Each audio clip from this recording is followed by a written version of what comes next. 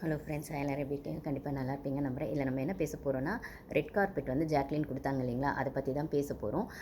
இது ஒரு இன்ட்ரெஸ்டிங்கான டாபிக் தான் அப்படின்னாலுமே நானுமே எதிர்பார்க்கல அந்த ரெட் கார்பெட் வந்து ஜாக்லினுக்கு வரும் அப்படிங்கிறது. கொடுத்ததில் எனக்குமே சந்தோஷம். பட் ஆனால் அவங்க அதை எப்படி எடுத்திருக்காங்க அப்படிங்கிறத இன்ட்ரெஸ்டிங் அப்படிங்கிற மாதிரி யோசிக்க வேண்டியதாக இருக்குது. இது பாசிட்டிவ் ஆர் நெகட்டிவ் அப்படிங்கிறதுல அவங்க ரொம்பவே கன்ஃபியூஸ் ஆகி போயிருக்காங்க அப்படின்னு இதை பற்றி நம்ம பேசுவோம் கைஸ். அதுக்கு முன்னாடி நம்ம சேனல் ஃபஸ்ட் டைம் வரவங்க சப்ஸ்கிரைப் பண்ணிக்கோங்க, நம்ம வீடியோஸ் பார்க்குறவங்க லைக் பண்ணிக்கோங்க, உங்களுக்கு பிடிச்சிருந்தா ஷேர் பண்ணுங்கள். நான் 2 நாளாக கொஞ்சம் வீடியோஸ் போடலை, சாரி கைஸ். நான் இப்போ 2-3 நாள் அதை வந்து கேட்சப் பண்ணி போட்டுறேன், வீக்கெண்ட் எபிசோடோடு சேர்த்து. கொஞ்சம் ட்ராவலில் இருக்கிறதுனால தான் வீடியோஸ் போட முடியல, சாரி. ஓகேங்களா? அதுக்கப்புறம் பார்த்திங்கன்னா நம்ம வீடியோஸ் பார்க்குறவங்க லைக் போட்டுட்டு பாருங்கள் கைஸ். அதான் எனக்குமே மோட்டிவேஷனாக இருக்கும். நம்ம சப்ஸ்கிரைபர்ஸ்லாம் ஓரளவுக்கு அவங்க கண்டினியூவாக லைக்ஸ் போட்டுட்ருக்காங்க. புதுசாக வரவங்க பார்த்துட்டு லைக் போடுங்க, ஓகேங்களா? வாங்க இப்போ நம்ம கண்டென்ட்குள்ளே போகலாம். ஆக்சுவலாக பார்த்திங்கன்னா அந்த ரெட் கார்பெட் அப்படிங்கிறது வருஷம் வரக்கூடிய டாஸ்க்கு தான். இது வந்து ஜூலி சீசன்லேருந்து போன அர்ச்சனா சீசன் வரைக்குமே வந்து அது பாசிட்டிவாக கொடுக்குறாங்களா நெகட்டிவாக கொடுக்குறாங்களா அப்படிங்கிறது டீமுக்கு மட்டும்தான் தெரியும்.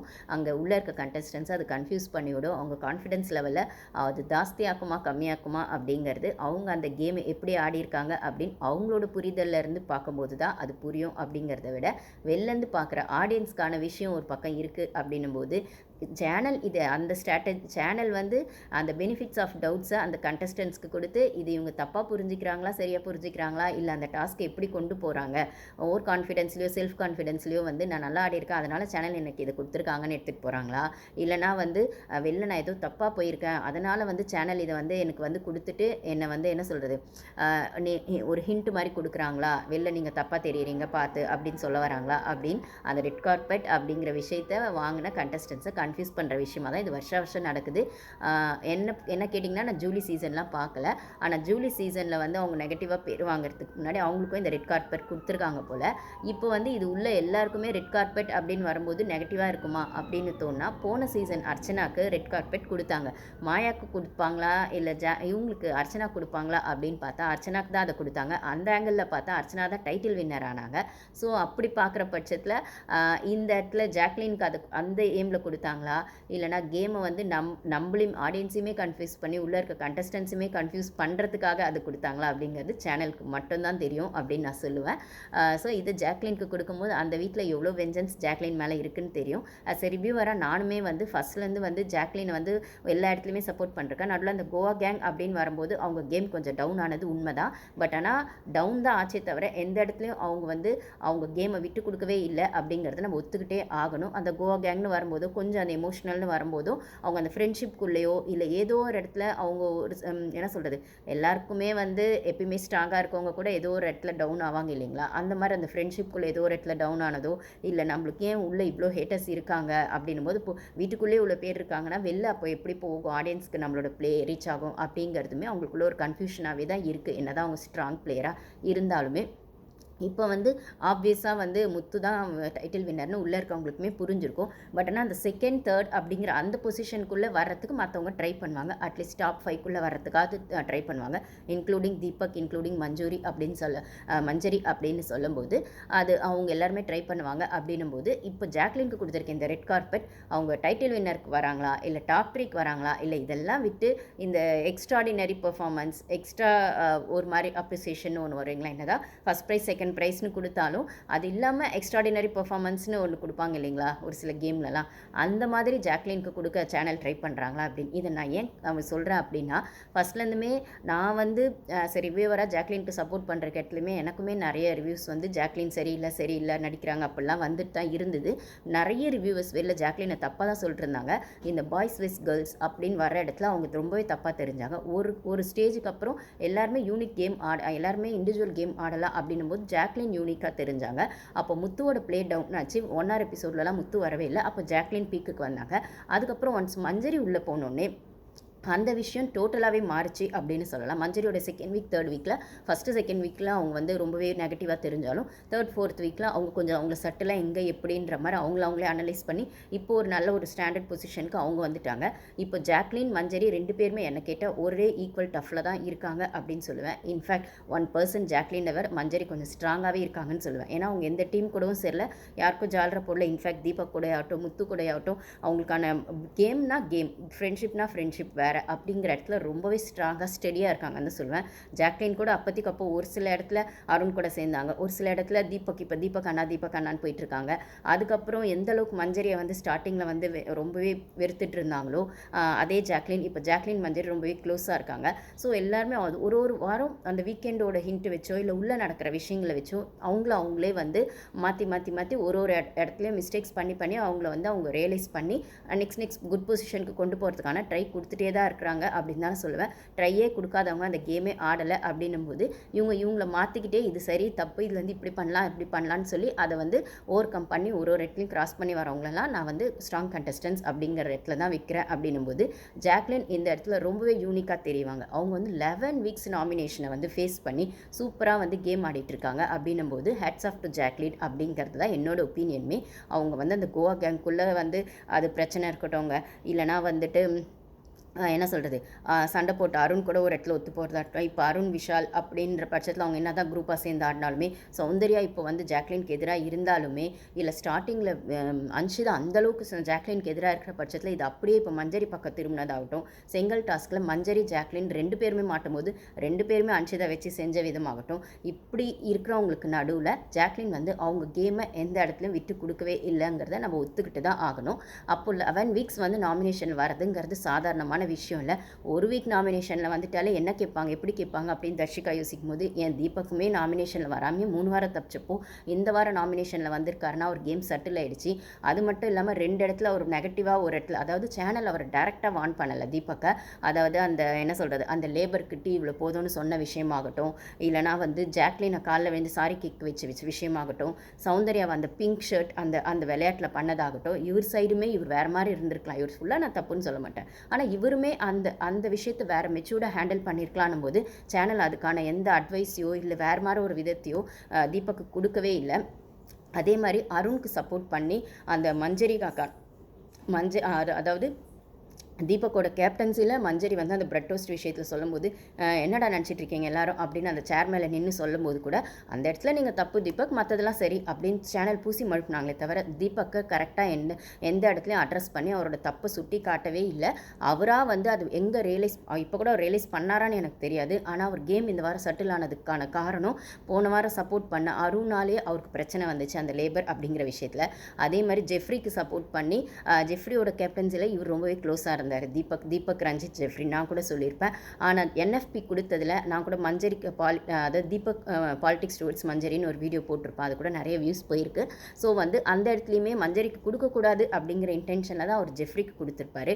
ஆனால் ஜெஃப்ரியோடது அந்த என்எஃப்பி கொடுத்ததுலையுமே தீபக்கும் சரியாக இல்லை. அந்த இடத்துல மற்றவங்க எல்லாரையும் கேள்வி கேட்ட சேது சார் தீபக்கை கேட்டிருக்க மாட்டார். ஏன் என்எஃப்பி வந்து இவருக்கு கொடுத்தீங்க ஜெஃப்ரிக்கு அப்படின்னு சேது சார் கேட்கும்போது டிசர்விங் கண்டஸ்டன்ஸ்க்கு தானே கொடுக்கணும் அப்படின்னு சொல்லும்போது அந்த இடத்துல தீபக்குமே எழுப்பி கேள்வி கேட்டுருங்க. நீங்களும் ஏன் தீபக் கொடுத்தீங்க, நீங்கள் உங்களுக்கான ஸ்டாண்ட் எடுத்துக்கலாம் இல்லை மஞ்சரிக்கான ஸ்டாண்ட் எடுத்துக்கலாம், ஏன் ஜெஃப்ரிக் கொடுத்தீங்க அப்படின்னு கேட்கல. எந்த இடத்துலையுமே தீபக்கை வந்து சேனல் ஸ்ட்ரெயிட்டாக கொஸ்டின் பண்ணலைனாலுமே ஏதோ இடத்துல நம்ம எடுக்கிற ஸ்டாண்ட் தப்பாக இருக்குது, வீக்கெண்டில் அது நெகட்டிவாக போகுது அப்படின்னு தீபக் அதை சென்ஸ் பண்ணதுனால இந்த வாரம் இனிமேல் யாருக்கும் ஸ்டாண்ட் எடுக்கக்கூடாது, நம்ம சேஃப் கேம் ஆடுறோமோ இல்லையோ நம்ம தப்பாக வெளில தெரிஞ்சிடக்கூடாது அப்படிங்கிறதுல ரொம்பவே சட்டிலாக ஜென்யூனாக தீபக் இந்த வாரம் இருந்தாருன்னு தான் சொல்லுவேன். அவர் கேம் டவுன் ஆயிருக்கலாம். பட் ஆனால் இது வரைக்கும் அவர் காட்டின ஆட்டிடியூட்லேருந்து அதை கொஞ்சம் குறைச்சிக்கிட்டோ இல்லை புரிஞ்சுக்கிட்டோ வந்து இந்த கேம்லேருந்து நம்ம நல்லபடியாக வந்து பேர் எடுத்துகிட்டு வெளில போகணுமே தவிர எங்கேயும் தப்பாக ப்ரொஜெக்ட் ஆகக்கூடாது அப்படிங்கிறதுல ரொம்பவே கான்ஷியஸாக இருந்தார். ப்ளஸ் நாமினேட் ஆகிருக்கும் எலிமினேட் ஆகக்கூடாது, அதாவது நாமினேட் ஆகிருக்கும் ஆனால் எலிமினேட் ஆகக்கூடாது அப்படிங்கிறதுலையும் ரொம்ப கான்ஷியஸாக சட்டிலாக அவரோட கேமை இன்ட்ரெஸ்டிங்காக ஆடினார். ஸோ இப்படிப்பட்ட ஆளுங்களுக்கு நடுவில் ஒரு நாமினேஷனுக்கு பயந்து உள்ள ஜென்ஸே உட்காந்துட்டு இருக்கும்போது இல்லை என்றைக்கோ ஒரு வாட்டி நாமினேஷனில் வரும்போது உட்காந்துட்டு இருக்கும்போது ஜாக்லின் மாதிரி வந்து ஒருத்தர் வந்து ஒரு லேடி ஃபஸ்ட்டு வீக்லேருந்து அவங்களுக்கான ஸ்டாண்டை அதாவது ஃபஸ்ட்டு வீக்லேருந்து அந்த பெட்ரூம்க்கு அந்த பாய்ஸை நாமினேட் பண்ணக்கூடாதுன்னு ஒரு பஞ்சாயத்து ஆரம்பிச்சது இல்லைங்களா. அது பிக் பாஸு ஒரு இடத்துல நான் தான் சொல்லியிருக்கேன். இந்த பிக் பாஸ் ஷோவை பொறுத்த வரைக்கும் ஒரு விஷயம் நிஜமாக நியாயமாக இருக்குது, ஃபேராக இருக்குது, அது ரொம்ப நாளாக அன்ஃபேராகவே காட்டிகிட்டு இருக்காங்க, இல்லை ஃபேருக்கான விஷயம் உள்ளே ஒளிஞ்சிட்ருக்கு, ஹானஸ்ட்டாக ஒரு விஷயம் போயிட்டுருக்கு, ப்ரொடக்டிவாக ஒரு விஷயம் போயிட்டுருக்கு, ஆனால் அதை ப்ரொஜெக்ட் பண்ணுற விதம் தப்பாக இருக்குது அப்படின்னு சொன்னால் நிஜமாகவே அந்த இடத்துல பிக் பாஸ் அவருக்கான ஸ்டாண்டை எடுத்து வச்சு அந்த டிசர்விங் கண்டஸ்டன்ஸையோ அந்த ஹானஸ்ட்டையோ அங்கே உள்ளே ஒளிஞ்சிட்ருக்க அன்ஃபேரான விளையாட்டையோ வெளில கொண்டு வந்து ஒரு இடத்துல அவர் அவரே அதை ஃபேர் கேமாக ஆக்கிடுவார். அந்த மாதிரி தான் நான் இந்த இடத்துல ஜாக்லின் விஷயத்துலையும் பிக் பாஸ் பண்ணதை பார்க்குறேன். அவர் 11 வாரமாக அவங்க வந்து நாமினேஷனில் வந்தாலும் உள்ளே இருக்கவங்க அவங்க மேலே வெஞ்சன்ஸை கொட்டினாலும் வெளில ரிவ்யூவர்ஸ் நிறைய பேர் வந்து ஜாக்லின் கேம் சரியில்லைன்னு சொன்னாலுமே இந்த ரெட் கார்பெட் அப்படிங்கிறது சேனல் வந்து என்ன சொல்கிறது உள்ளே இதனால் நிறைய திருப்பி வந்து ஜாக்லினுக்கு அது இஷ்டம் இல்லை அப்படின்னு எடுத்துக்கிட்டாலுமே ஒரு ரெக்கக்னேஷன் கொடுக்குற வகையில் தான் ஜாக்லினுக்கு இதை கொடுத்துருப்பாங்க அப்படின்னு நான் இதை புரிஞ்சுக்கிறேன். இதே தான் முத்துவும் உள்ளே சொல்லுவார். ஏன்னா ஜாக்லினுக்கு வந்து அது கொடுத்தது வந்து ரொம்ப ஃபீல் ஆகும். அது கொடுக்கும்போதே வந்து அந்த டாஸ்க் படிக்கும்போது நிறைய பேரோட எக்ஸ்ப்ரெஷன் பார்த்தீங்கன்னா அப்படி இருக்கும். என்ன இவங்களுக்கு வந்திருக்கு அப்படின்னு. இதை டோட்டலாக வந்து அன்ஷிதா நெகட்டிவாக பார்க்குறாங்க, சௌந்தர்யா பாசிட்டிவாக பார்க்குறாங்க. இதை நெகட்டிவாக பார்க்கணுமா பாசிட்டிவாக பார்க்கணுமான்ற கன்ஃபியூஷனில் ஜாக்லின் இருக்காங்க. இந்த இடத்துல மஞ்சரி அவங்களுக்கான கான்ஃபிடென்ஸை வந்து ஜாக்லின் கொடுத்ததோ முத்து கரெக்டாக வந்து ஏன் உனக்கு சேனல் இதை கொடுத்துருப்பாங்க, அதாவது சேனல்னு சொல்லும்போது மக்கள் கொடுத்ததாக தான் அவங்க சொல்கிறாங்க. அந்த டாஸ்க் சேனல் ரைட்டாக கொடுத்துருப்பாங்கன்னு அவர் சொன்ன அவரோட அனலைசேஷனுமே பர்ஃபெக்டாக இருந்தது அப்படின்னு தான் சொல்லுவேன்.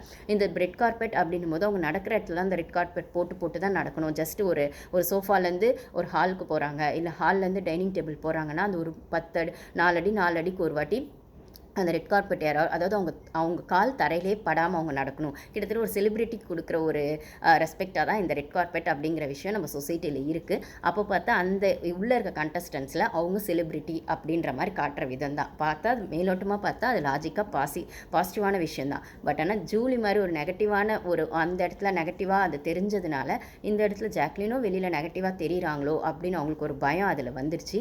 உள்ளே இருக்கவங்களுமே அதை வந்து கொஞ்சம் அரசல் புரசலாக பேச ஆரம்பிச்சிட்டாங்க. அன்ஷிதாவுமே பார்த்தீங்கன்னா அது கரெக்டு தான், எனக்கு தெரியும் தான் அவங்களுக்கு கொடுப்பாங்கன்னா தான் நடிகைன்னு அப்பயே சொன்னனே அப்படின்னு அவங்க சொன்னதுக்காக சேனல் கொடுத்துட்டாங்க, நடிகைன்னு ப்ரூஃப் பண்ணிட்டாங்க அப்படின்னு அவங்க சொல்கிறாங்க. ஆனால் அது அப்படி இல்லை. அவங்களோட என்ன சொல்கிறது ஜாக்லினோட யூனிக் பிளேவையும் அவங்களோட அந்த ஸ்ட்ராங்னஸையும் பிரேவ்னஸையும் என்கரேஜ் பண்ணுற விதமாக தான் சேனல் இதை கொடுத்துருப்பாங்க. 11 வார நாமினேஷனில் ஒரு பொண்ணு வந்து சூப்பராக வந்து ஜனங்களை ஃபேஸ் பண்ணி நிற்கிறதெல்லாம் வந்து செம்ம வேறு லெவல். ஸோ அதனால் கொடுத்துருப்பாங்க தான் என்னோட ஒப்பீனியனும். இந்த இடத்துல சௌந்தர்யா தனக்கு அது வருமோன்னு நினச்சிட்டு இருந்திருக்காங்க. ஏன்னா ஆடியன்ஸ் கிளாப் நம்மளுக்கு வருது, நம்ம நிற்கும் போது தான் ஆடியன்ஸ் சப்போர்ட் இருக்குது அப்படின்னும் போது நம்மளுக்கு வரல, ஆனால் ஜாக்லினுக்கு வந்திருக்கேன்னும் போது அவங்களுக்கு அங்கே ஒரு ஜெலஸ் வருது. ஏன்னா அவங்க அதை பாசிட்டிவாக பார்க்குறாங்க. அந்த இடத்துல அன்ஷிதாவை உசுப்பேற்றுறாங்க. என்ன யார் அதாவது அந்த கார்பெட்டை யார் கீழே விரிக்கணும் அவங்க நடக்கும்போது அப்படிங்கிறது அவங்க சாய்ஸ் அவங்க எடுக்கலாம் அப்படின்ற ஒரு விஷயம் வரும்போது யார் எடுப்பாங்கன்னா அவங்க ரயானா தான் எடுப்பாங்க. அப்போ ஒரு வேளை வந்து அன்ஷிதாவை கூட அவங்க எடுத்துருக்கலாம் அப்படின்னும் போது இது வந்து அந்த கண்டஸ்டன்ஸை பொறுத்து அதை போடுறதுங்கிறது ஈஸி இல்லைங்க. அவங்க நடக்கும்போதெல்லாம் போடணும் அப்படின்னும் போது மேபி அவங்களுக்கு பிடிச்சிருந்தா அதை வந்து அவங்க இன்ட்ரெஸ்டிங்காக செய்வாங்க. ஓகே மச்சான் நான் உனக்காக செய்கிறேன், இது கூட செய்ய மாட்டேன், எனக்கு சந்தோஷம் தான், உன்னை ரெஸ்பெக்ட் பண்ணி இல்லை உனக்கான இந்த விஷயத்தை என்கரேஜ்மெண்ட்டாக எடுத்துக்கிட்டு பண்ணுறதுல எனக்கு சந்தோஷம் தான் அப்படின்னு. ஆனால் பிடிக்காதவங்க செஞ்சால் மைண்டுக்குள்ளே என்ன மைண்ட் வாய்ஸ் ஓடும். ஆமாம் இதில் இவங்கெல்லாம் பெரிய ஆளுன்னு இவங்களுக்கு இந்த வேலை செய்யணும், அதுக்கு என்ன வேறு செலக்ட் பண்ணியிருக்காங்க, வேணும்னு தானே செலக்ட் பண்ண அப்படிங்கிற மாதிரி ஒரு மைண்ட் வைஸ் ஓடும் இல்லைங்களா அந்த ரெட் கார்பெட் விரிக்கிறவங்களுக்கு. அப்போ வந்து அந்த இடத்துல அதை தான் சௌந்தர்யா கேட்குறாங்க. ஒருவேளை அன்ஷிதா உன்னை கூப்பிட்டுட்டா ஜாக்லின் அப்படின்னா கூப்பிட்டுமே கூப்பிட்டா பண்ண வேண்டியது தான், என்ன பண்ணுறது அப்படிங்கிற மாதிரி கடுப்பில் யோசிச்சுட்டு இருக்காங்க. ஒருவேளை கூப்பிட்டா அப்படின்ற மாதிரி கூப்பிட்டுருந்தா இவங்க ஒரு கண்டிப்பாக ஏதோ சண்டையை பஞ்சாயத்தை இழுத்துருப்பாங்க அதை காரணமாக வச்சு. ஆனால் அதே சமயத்தில் ஜாக்லின் அதை பண்ணலை. அவங்களுக்கு கொஞ்சம் வந்து கம்ஃபர்டபுளாக இருக்கிற ஜோனில் இருக்கிற ரயானை தான் கூப்பிட்றாங்க. ஆனால் ரயானுமே ஒரு இடத்துல வந்து அதை மறந்துட்டு அவங்க நடக்கணும் செய்யணும் அப்படின்னும் போது வெளில உட்காந்து பேசிகிட்டு இருக்காரு ரயான் சௌந்தர்யா எல்லாமே. ஏன்னா இதுக்கு முன்னாடி அந்த 75th டேயில் இன்னொரு டாஸ்க் நடக்கும். அது என்னென்னு பார்த்தீங்கன்னா இந்த 75th டே வரைக்கும் இந்த வீட்டுக்குள்ளே நீங்கள் யார் கூடலாம் வந்து யாராவது ஒருத்தரை தான் சொல்லணும். ஒரு கேக் ஒன்று கொடுப்பாங்க. இதை வந்து இந்த 75th டே வரைக்கும் நீங்கள் யார் கூட இன்ட்ரெஸ்டிங்காக இந்த கேமை விளையாடி இருக்கீங்க, இனிமேல் யார் கூட இன்ட்ரெஸ்டிங்காக விளையாட போகிறீங்கன்னு யாரோ ஒரு ஆளை சொல்லணும் அப்படின்னும்போது அது அவங்களுக்கு அந்த கேக்கை ஊட்டி விடணும் போது எல்லாரும் அவங்கவுங்களுக்கான விஷயம் சொல்லும்போது இந்த இடத்துல எல்லாருக்குமே அதாவது கேக் வர்றவங்களுக்கு ஓகே நிறைய கேக் இப்போ முத்து வராது இன்ட்ரெஸ்டிங் பிளேயர்னு சொல்கிறாரு வச்சுக்கோங்களேன். நிறைய பேர் முத்துக்கு சொன்னால் நிறைய பேர் முத்துவை தான் கொடுப்பாங்க. 4-5 பேர் முத்துவை சொல்லிடுறாங்க. ஜாக்லினோ தீபக்கோ இல்லைனா முத்து ஸ்ட்ராங் பிளேயர்னு நினச்சிட்டு இருக்க யாரோ முத்துவோ பிடிக்குதோ பிடிக்கலையோ ஆனால் அவர் வந்து அந்த கேமை இன்ட்ரெஸ்டிங்காக விளையாடுறாரு. அவர் கூட விளையாடுறதுல எனக்கும் அந்த இன்ட்ரெஸ்ட் இருக்குது அப்படின்னும் போது ஒரு நல்ல பிளேயர் அதாவது ஹெல்த்தி காம்படிட்டராக யாரை பார்க்குறீங்க அப்படிங்கிறது தான் அந்த கேக் டாஸ்க்காக இருக்கும். அதில் வந்து ஜாக்லின் பேரை கோவா கேங் யாரும் சொல்லலை அப்படிங்கிறதும் அப்புறம் இந்த ரெட் கார்பெட்னு ஒரு விஷயத்தை உள்ளே வச்சு பிக் பாஸ் கொடுத்த ட்விஸ்ட்டில் அது இன்னுமே ஜாக்லின் மேலே இருக்க வன்மத்தை மற்றவங்களுக்கு வந்து ஜாஸ்திப்படுத்திடும் அப்படின்ற ஜாக்லினோட பயமும் அந்த இடத்துல தெரிஞ்சவங்க ரொம்பவே ஃப்ரஸ்ட்ரேஷன் ஆகி அழறாங்க. எனக்கு எதுக்கு இது ரெட் கார்பெட் கொடுத்தாங்க, நெகட்டிவாக நான் வெளில தெரியிறேனா அப்படின்னு. அப்போ அந்த இடத்துல தீபக் சரி எது எப்படியா இருந்தாலும் இதை இன்ட்ரெஸ்டிங்காக மாற்ற யூனிக்காக மாற்றன்னு சொல்கிறாரு. முத்து போய் இல்லை நீ அதை நெகட்டிவாக பார்க்குற, ஒருவேளை வந்து இதை வந்து எனக்கு வந்திருந்தா இதை நான் இன்ட்ரெஸ்டிங்காக பண்ணியிருப்பேன். நீ வந்து 11 வாரம் நாமினேஷனில் வந்து சூப்பராக வந்து ஜனங்களை பார்த்துருக்க. அதுக்கான ஒரு ரெகக்னேஷனாக இதை நீ பாரு. ஏன் நெகட்டிவாக பார்க்குற அப்படின்னு முத்து சொன்ன விதமும், மஞ்சரி வந்து இதை வந்து ஒரு டாஸ்க் மச்சான், இதை ஏன் நீ தப்பாக பார்க்குற, இது ஒரு டாஸ்க்கு அப்படின்னும்போது ஒரு இடத்துல ரயான் வந்து அதை ரெட் கார்பெட் ஒரு எவ்வளோ நேரம் போட்டு காமிச்சாங்கன்னு தெரிலங்க. நம்மளுக்கு 24/7 ரொம்ப நேரம் போயிட்டு இருந்ததுன்னு நினைக்கிறேன். அப்புறம் ஒரு ஸ்டேஜில் ரயான் சௌந்தர்யாலாம் இதை பற்றி அந்த கேக் வந்து ஜாக்லின் பேரை ரயானும் சொல்லலை, ஜாக்லின் இவங்க சௌந்தர்யாவும் இவங்க 2 பேரில் யாரோ ஒருத்தர் ஜாக்லின் பேரை சொல்லுவாங்கன்னு அவங்க நினச்சிருப்பாங்க. அவங்க சொல்லலை அப்படின்னும்போது அந்த வருத்தத்தில் தான் வந்து அழறா அப்படின்ற மாதிரி இவங்க அதை பற்றி ஜாக்லினோட கேம் இப்படி இருக்குது, அவங்க ஃப்ரெண்ட்ஷிப்னால நம்ம கேமும் பாதிக்குது, ஒரு மாதிரி பின்னாடி உட்காந்து காசி பேசிகிட்டு இருப்பாங்க ஜாக்லினை பற்றி சௌந்தர்யா ரயான்லாம். இந்த இடத்துல உள்ள ஜாக்லின் வந்து குளிக்க போகிறதுக்கோ இல்லை மற்ற ரெஸ்ட் ரூம் போகிறதுக்கோ இல்லை சோஃபாலேருந்து ஜஸ்ட் வந்து அவங்க திங்ஸ் எடுக்க போகிறதுக்கோ நடக்கணும் போது யாரை கூப்பிடணும் அப்படின்னும் போது அந்த இடத்துல வந்து இவங்க ரெட் கார்பெட்டை போட்டு நடந்துட்டு இருப்பாங்க. அப்போ அதை பார்த்த வந்து இவங்க வந்து மஞ்சரி வருவாங்க. மஞ்சரி வந்து என்னை கூப்பிட்டுருக்கலாம் மச்சான், ஏன் என்னை கூப்பிட்டுருக்கலாம்ல அப்படின்னும்போது, இல்லை எனக்கு இது வந்து யாரையோ வேலை வாங்க கஷ்டமாக இருக்குது, எனக்கு இந்த டாஸ்க்கே பிடிக்கல அப்படிங்கிற மாதிரி சொல்லும்போது மஞ்சரி சொல்லி, இது ஒரு டாஸ்க், இது ஏன் நீ தப்பாக பார்க்குற, ப்ளஸ் யாருக்கு செய்கிறோங்கிறது ஒன்று இருக்குல்ல, எனக்கு இதில் எந்த பிரச்சனையும் இல்லை, நான் செய்கிறேன் அப்படின்னு சொல்லுவாங்க.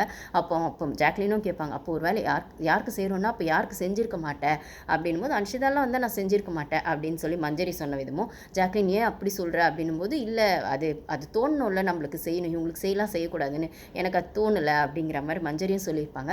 அதுக்கப்புறம் தான் ஜாக்லினுக்கும் மஞ்சரிக்குமான ஒரு க்ளோஸாக ஒரு நல்ல ரிலேஷன்ஷிப் பாண்டிங் உருவாகும். ஸோ இந்த இடத்துல மஞ்சரியும் ஜாக்லினும் அவங்க பெட்ரூமில் இப்படி அவங்க குளிக்க போகிறதுக்கோ அவங்களுக்கான தேவையான திங்ஸ் எடுத்து கொடுத்து மஞ்சரி ஹெல்ப் பண்ணும்போதும் பிக் பாஸ் வந்து இதில் மைக்கில் சொல்லுவார், வெளில ரயான் வந்து சௌந்தர்யா கிட்ட பேசிட்டு இருக்கும்போது, ரயான் உங்கள் வேலையை விட்டுட்டு இங்கே வந்து பேசிட்டு இருக்கு, உங்கள் வேலையை மறந்துட்டீங்களான்னு போது தான் அப்போ ஞாபகம் வரும் அவருக்கு, அடடா உள்ள ஜாக்லின் இருக்காங்க, ரெட் கார்பெட் அவங்களுக்கு போய் போடணுமே அப்படின்னு. அதுக்கப்புறம் அவர் அங்கே போய் நின்று என்ன சொல்லு ஜாக்லின் சாரி அப்படின்னு சொல்கிற பட்சத்தில் அப்போ வந்து பிக் பாஸ் கேட்பார், இப்போ உங்களுக்கு ரயான் வேணுமா இல்லைனா மஞ்சரி வேணுமா அப்படின்னு சொல்லும்போது மஞ்சரின்னு சொல்லிட்டு ஜாக்லின் சொல்லிடுவாங்க. ஸோ அதுக்கப்புறம்லாம் அன்றைக்கி ஃபுல் டேக்கு பிக் பாஸ் எவ்வளோ நேரம் சொன்னாரோ அவ்வளோ நேரம் மஞ்சரி தான் அதை பண்ணுவாங்க. அதுக்கப்புறம் தான் அவங்களுக்குள்ள ஒரு பாண்டிங் வரும். இந்த இடத்துல ஃபஸ்ட்டு ரயானை விருப்பப்பட்டு சொன்ன ஜாக்லின், அதுக்கப்புறம் அதை மஞ்சரின்னு சொல்லிடுவாங்க. ஸோ என்ன சொல்கிறது, அந்த ரெட் கார்பெட் அப்படிங்கிற விஷயம் அவங்களுக்கு ரொம்பவே கன்ஃபியூஸ் ஆகிடும். அது வந்து இன்னுமே வீட்டில் இருக்கவங்களோட வெஞ்சன்ஸ் அவங்க மேலே ஜாஸ்தி ஆக்குற மாதிரி ஆகிடும். பிக் பாஸ் இதுக்காகவுமே அதை பண்ணியிருக்கலாம். பட் ஆனால் இதெல்லாம் ஒரு விஷயமே இல்லை ஜாக்லினுக்கு. அவங்க இதை ஓவர் கம் பண்ணி சூப்பரான ஒரு ஸ்ட்ராங் பிளேயராக வரலாம். என்ன கேட்டால் ஃபஸ்ட்டு 3 கண்டஸ்டன்ஸில் ஜாக்லினுமே டிசர்விங் தான் நான் சொல்லுவேன்.